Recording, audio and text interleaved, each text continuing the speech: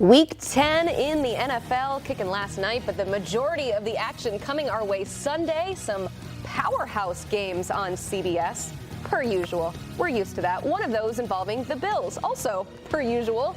We've got Bills and Fins and another opportunity for Josh Allen to showcase his MVP-worthy play. He is off to a better start this season compared to last season when he won MVP, which is why he is currently the favorite to win the award again.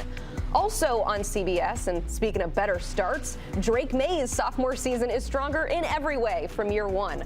Already more passing yards, more touchdowns in just 9 games, so he finds himself second in the current MVP odds. So like I mentioned, Josh Allen at plus 160 is the favorite. Maye plus 400, Patrick Mahomes just behind at plus 450. Matthew Stafford, Sam Darnold rounding out that top 5 in the current odds to win NFL MVP. Some non-quarterbacks down there as well. So we welcome in Tyler Sullivan to talk us through that. And Tyler, what is Josh Allen doing this year that makes him worthy of winning the award again? I know it is a little silly, right? Because you look at Josh Allen and you say, well, hold on a minute. How can you be the favorite if you're not even in first in your division? I'll tell you why. Josh Allen is much more efficient than he was a season ago. You referenced that the numbers overall are tracking better than they were in last year's season when he won MVP. But you're looking at Josh Allen, who right now is completing over 70% of his passes. If that holds, that's a career high. You talk about a bunch of other metrics for him this season, including yards per attempt, the highest of his career. Yes, the air yards are lower. He hasn't really flashed that massive arm that he has this season, but he's kind of dunking his way to possibly a back-to-back MVP. He's also on pace, mind you, for 15 rushing touchdowns. That would also match his career high. So he's doing it in a lot of different ways, doing it with not a lot of help. The Buffalo Bills don't have that true number one pass catching option. He's really spreading the ball around well. He obviously has help out of the backfield with James Cook. Dalton Kincaid at the tight end spot has really emerged this season, but it's the Josh Allen show. And we saw last week going up against the Kansas City Chiefs, when he wants to turn it on, he's one of the best quarterbacks in football. So not necessarily surprising to see him as the MVP favorite. I don't know if I'd bet it at that number, but right now he is playing as good as Josh Allen has ever played before. So certainly worthy of it at this moment. And Tyler, you know how this goes. If you've already won MVP, you're not compared to the field, you're compared to what you have already done. And as we've mentioned, he's doing even better than last year's MVP, Josh Allen. Meanwhile, the Patriots, they're on a 6-game win streak. Obviously, a lot of that has to do with the quarterback play that they're getting. So what is Drake Maye's case to win MVP?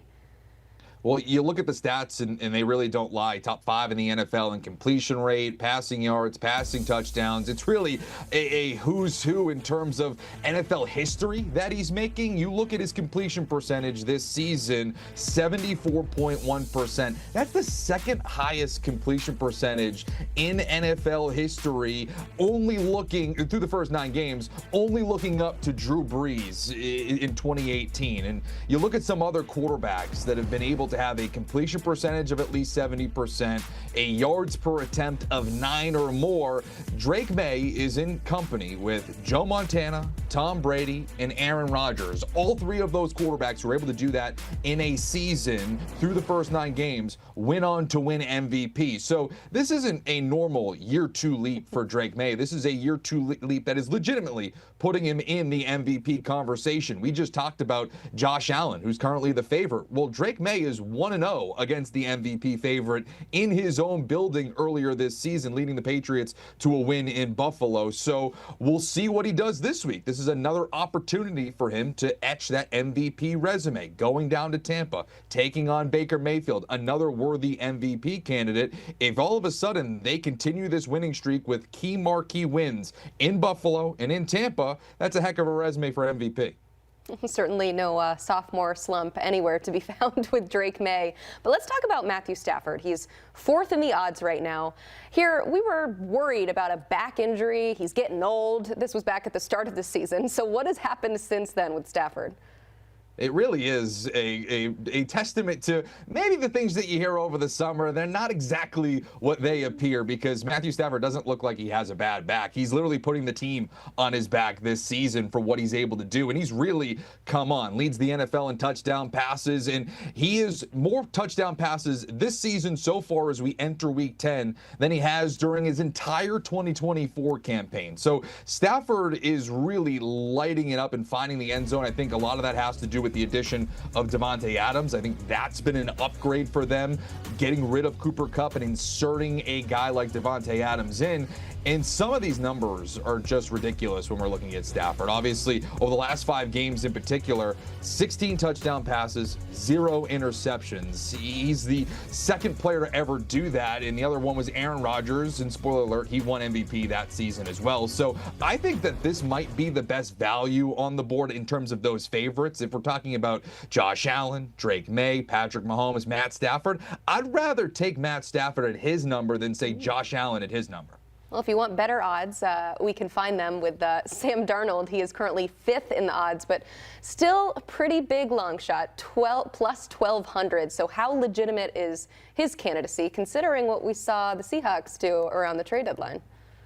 It's pretty remarkable, because I was a little dubious this offseason when they did swap out Geno Smith for Sam Darnold. I wondered if that was going to kind of be a lateral move. I didn't know if Sam Darnold would be able to keep that production up that we saw in Minnesota a year ago. Now moving on to Seattle, he's not only kept it up, he's been better in many respects. You look at the yards per attempt in the NFL right now, 9.6. That is a ridiculous number, especially when you throw the air yards in there as well, first in the NFL. And a lot of that has to do with JSN, a worthy MVP candidate on his own. He is on pace to be the league's first 2,000-yard receiver, so he still has plenty of weapons at his disposal. JSN is certainly helping not only his own MVP cause, but Sam Darnold's as well.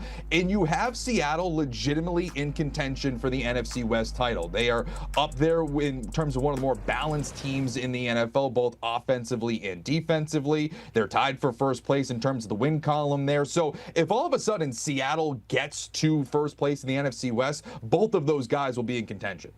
It's pretty crazy. Things are heating up in the NFL. Tyler Sullivan breaking down the MVP race. Get ready to watch all of these quarterbacks on Sunday, Week 10 in the NFL. Big-time games in the early window, the late afternoon, the aforementioned Seahawks hosting the Cardinals. You can watch all the action on CBS. When you need your sports news all the time, we've got breaking news to bring to you. CBS Sports HQ gives you a snapshot of all the sports that matter to you. Big news coming out of the NFL. A lot of movement in the rankings this week. With highlights. What a finish at the final round of play. And in-depth analysis. Can they three-peat? Tony Romo joins the conversation. What can you say about this game? When you need your sports in a snap, we're bringing you that breaking news right here on HQ. Find it on CBS Sports HQ. Streaming free anywhere you are.